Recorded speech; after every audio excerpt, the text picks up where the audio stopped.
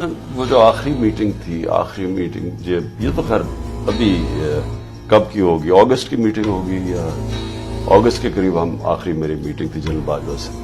تو انہوں نے عجیب بات کی. انہوں نے کہا آپ کے لوگوں کے پروفائلیں ہیں، آپ کے لوگوں کے آڈیوز ہیں، ہمارے پاس ویڈیوز ہیں، اور مجھے کہتے کہ آپ بھی پلے بوائے تھے.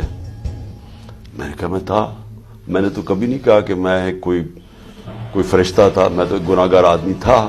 تو اللہ کا قرآن میں وہ کہتا ہے میں جب چاہوں کسی کو سیدھے راستے پہ لے گیا ہوں، رحمان اور رحیم ہے. لیکن میں نے سوال کیا، میں نے کہا کیا ہماری ایجنسیز کا یہ کام ہے کہ لوگوں کی بلیک میل کرنے کے لیے ان کے اوپر فائلیں بنائے جائیں تاکہ ان کو کنٹرول کر سکیں؟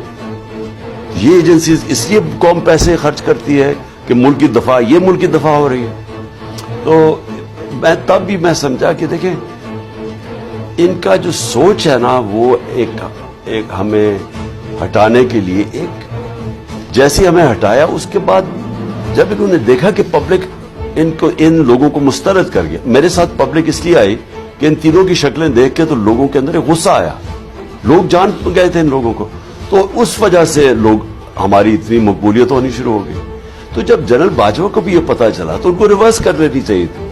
جو مجھے حیرت ہوئی کہ انہوں نے اسی پالیسی پہ چلتے رہے، اور بجائے یہ کہ چینج کریں انہوں نے سختیاں کی. انہوں نے وہ قسم کا ظلم کیا جو اعظم سواتی سے کیا، جو شہباز گل سے کیا، جو صحافیوں سے کیا، جو ارشد شریف سے کیا.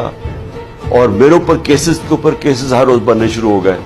اور یہ پھر آڈیوز نکلنی شروع ہو گئی. اور یہ آڈیوز تو یہ اب کس کے پرائم منسٹر کی سیکیور لائن کی کون ٹیپ کر رہا تھا؟ یہ آفیشل سیکرٹس ایکٹس کے خلاف ہے.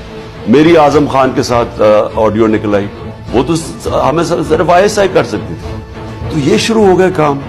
یعنی حیرت یہ ہے کہ بجائے آپ چوروں کے خلاف کھڑے ہو اور عوام کھڑی ہے جدھر، آپ اس پارٹی کے خلاف کھڑے ہو گئے جس کے سارا ماضی ان کے مقابلے میں ایک سٹرگل تھی ان کرپشن کے خلاف.